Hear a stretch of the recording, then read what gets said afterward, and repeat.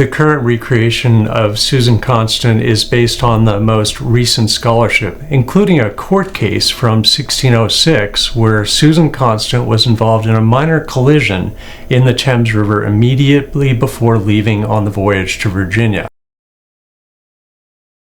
When we built the current version of Susan Constant, we thought that it would last between 35 and 50 years before needing major repairs or replacement. Each year we conduct very careful inspections of the ships, and after about 30 years we noticed that it would probably be time to do major repairs on Susan Constant as it approached that 35-year mark. Jamestown Settlement Museum issued a request for proposals. Mystic Seaport Museum shipyard was selected to repair Susan Constant.